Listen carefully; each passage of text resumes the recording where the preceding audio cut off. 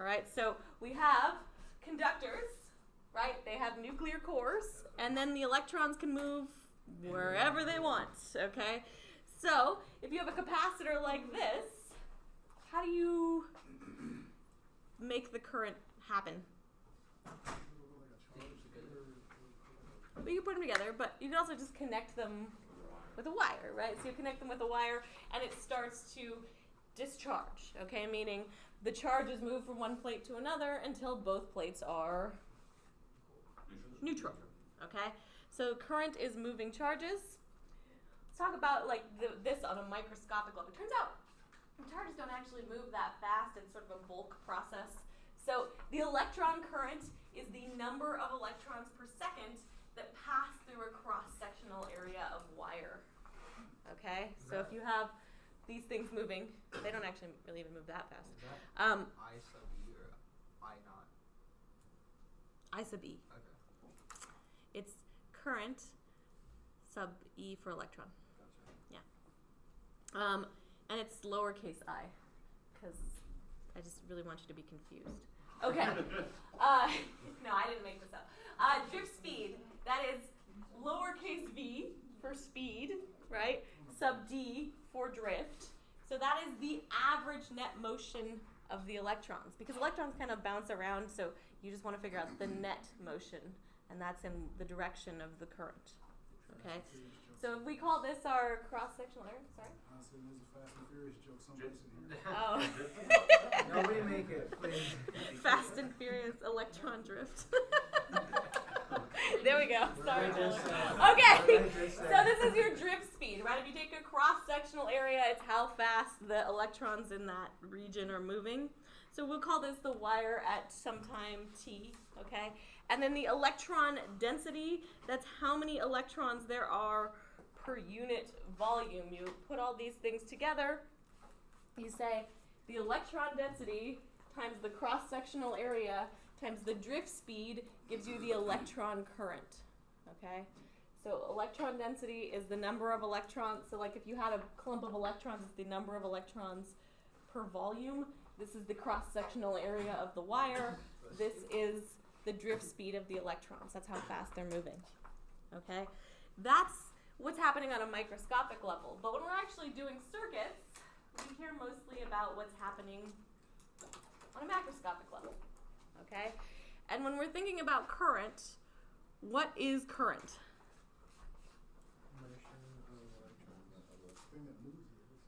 So it's charges, right? What are they doing? Moving. It's like pressure. So what are the values here that we care about?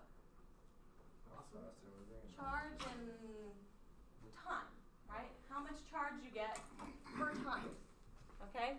So it turns out it's a derivative, okay? So It's the same thing. It's the same fucking thing. I like how you guys are still like pissed off that there's so much calculus in physics, even though I told you on like day one of Physics 190 that calculus is physics. Like, you're still like, oh, we have to do an integral. It's never simple calculus. Like calculus is like, okay. It's the simplest calculus. It's just that you didn't actually learn calculus. You learned how to like plug into equations. Like, sorry. So anyway, current. This is how current works. Here we have a battery. Is there any current flowing? Or not a battery? A light bulb. No current. Let's add a battery. Now will there be current flowing? Yes. Correct. So this is the positive side, this is the negative side. What actually flows? Electrons, okay? And they flow this way. Which way is the current?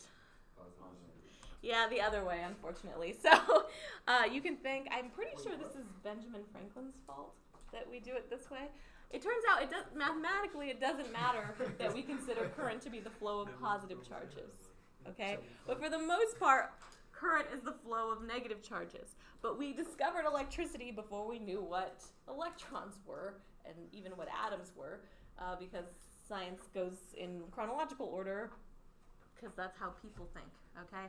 So we define current as the movement of positive charges. That is not really what happens, but it turns out the math works out the same either way. Nice. If you have negative charges flowing this way, it has the same general effect as positive charges flowing this way. And until you get down to the microscopic level, it doesn't actually matter for doing the math. Okay? All right. So anyway, current flows from high to low potential, which is because we consider current to be positive charges. Okay? And so it makes more sense because you don't have to deal with a bunch of negative signs. So when all these times you've been complaining that things don't like make good mathematical sense, here's a case where they do, and it's just wrong. Okay? But the end result is the same. Current is measured in amperes. What's this measured in? Coulombs. Seconds. So an ampere is a coulomb per second. Okay? Should make sense. All right. Here's a wire. That's okay. That's a really dumb representation of a charge moving through a wire. All right. So current, charge per second. Okay, so that's how fast the charges are moving. Current density. What do we think that is? Current per area. Of fucking course it is. Cross-sectional area. Okay, so it's the amount of current going. So like, look, if you're thinking about this as like a flow rate, right? Okay. So if you have like a hose, it's the cross-sectional area of the hose and then the flow of the water. All right. I was just going because it's big A, and we just looked at big A. It's A for area, not A for amperes. Yes, we are short on letters. Okay. There's 24 of them. There's no excuse. So this is current density.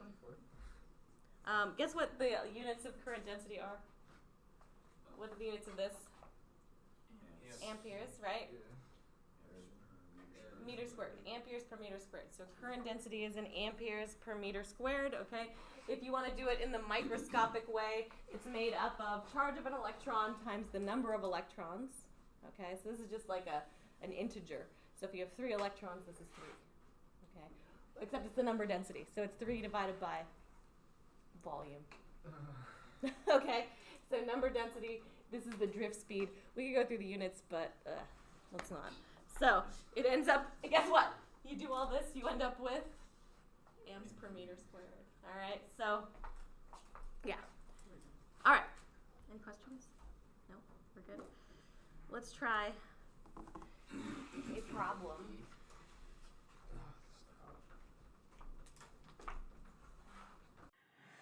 Wants to know how much charge, delta Q, passes through a cross section of the wire. So if we have a wire that looks something like this, since we're drawing a picture, we want to know how much charge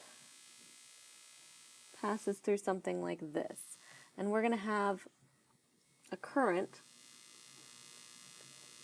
flowing through the wire. Remember, we know this current is made up of a bunch of little electrons, which are all flowing with some speed towards this cross section.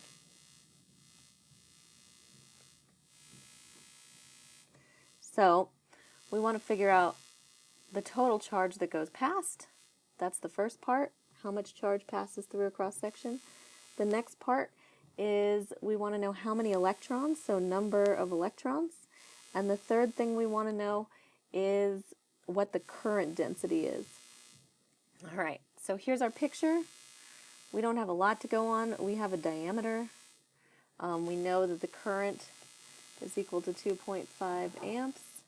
We know this is 2 millimeters in diameter. And here's our cross section where charges are passing. So let's get started. We'll start out with figuring out how much charge passes this little circle, okay? And the way we're going to figure out how much charge passes through this little circle is we're going to use our definition of current. So the definition of current is dq dt. But what does it mean when we say a steady current? What's a steady current? Well, steady is going to mean constant.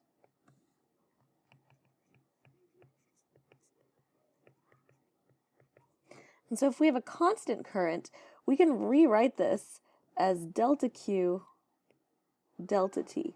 Because remember, if you have a constant, then the derivative is just the slope, okay? So here's the slope of charge over time. Now we can just rearrange this equation so we get delta Q is equal to I delta T.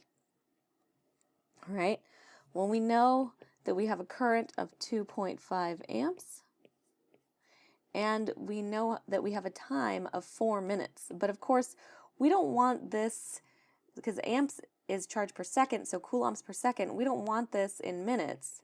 So we're going to have to convert this, and we know there's 60 seconds per minute. We do a little bit of canceling there, and we end up with 2.5 times 4 times 60. You could probably do that in your head. That's about 600 coulombs. All right. So 600 coulombs is our answer to our first part. Next, we'll do the second thing. So part 2.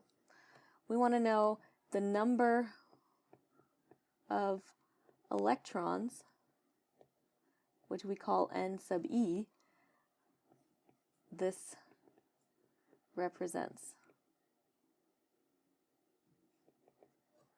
All right.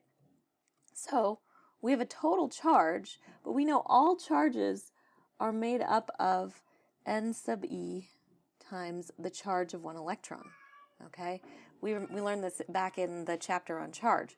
So if we want to figure out the number of electrons, we just have to take our total charge and divide it by the charge of one electron. Well, our total charge is 600 coulombs, and the charge of one electron is 1.6 times 10 to the negative 19th coulombs.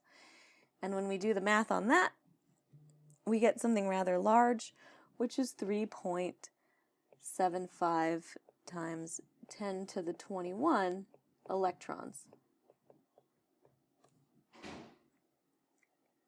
And that is part 2.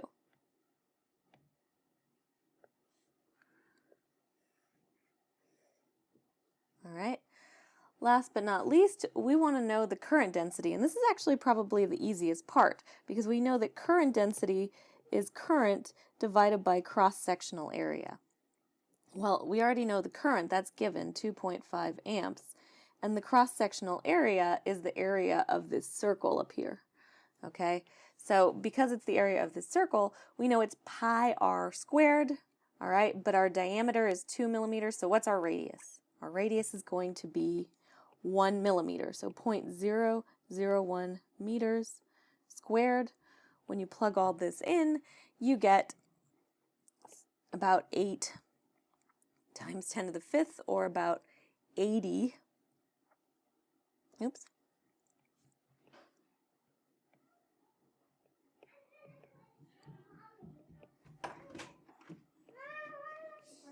Amps per meter squared.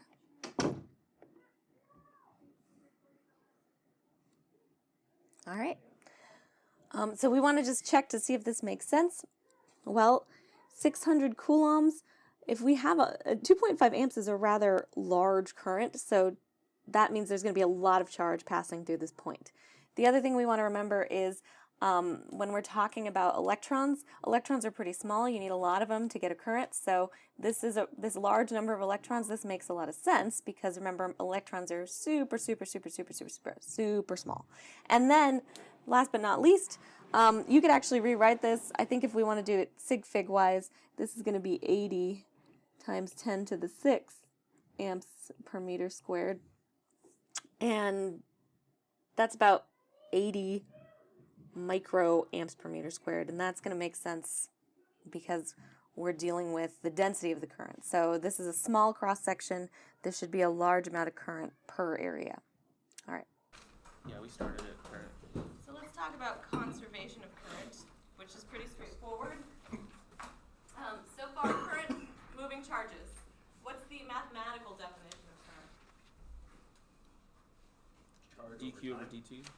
Yeah, charge over time, but as a derivative, right? So I is dq dt. Okay, so remember, I is dq dt. What are the units of current? Amps. Amps, okay,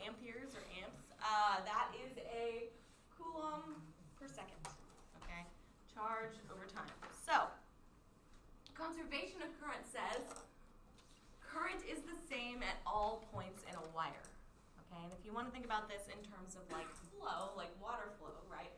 That means that flow rate is the same at all points in like a hose. Even if the hose gets bigger, right? What happens to water if the hose gets bigger? The speed slows down, right? And the current's not quite a speed, it's more of a rate because it's not distance per time, right? It's the amount of charge that passes through a given area per time. So it's more like a flow rate, okay?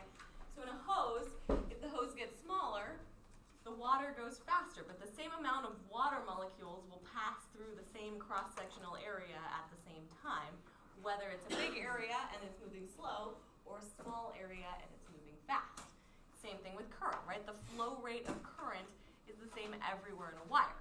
And this has to do with the fact that if that's not true, that means some charge has to be coming in or out because you have the same amount of charge flowing. It can't magically appear or disappear. Okay? So the first rule of current is conservation. Current is the same at all points in a wire. Okay? So as long as you have a connected circuit, like a series circuit that doesn't branch off into other loops, okay? For a single loop, the current is the same everywhere around the loop. Okay? What happens if it branches off? Well, then we have this thing called Kirchhoff's junction law. All right? And what is a junction? Two things meet. Yeah, place where stuff comes together. This would be a junction in this case. Okay? So the way that you figure out the junction law, it's really simple. You add up all the current going into the junction, it should equal all the current coming out of the junction.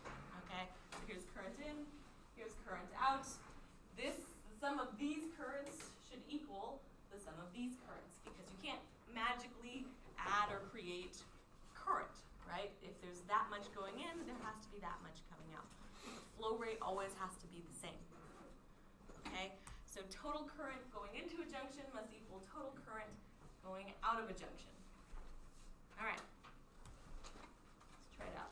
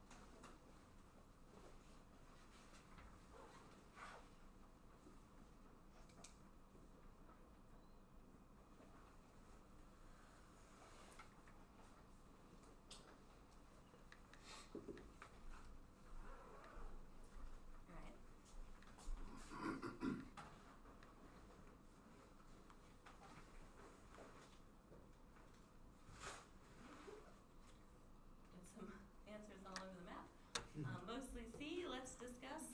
Okay. Oh, you're the one that it's C. Okay. Yes, so how many, what's the current going in, the total current? 7, okay. What's the total current coming out? 8. 8. What are they supposed to be? 8. Same, right? So we need 8 going in also. So that means you also need 1 more amp going in. So you have 8 going in, 8 coming out. That means current in equals current out. Junction law, success. Okay? All right. So much success. Okay.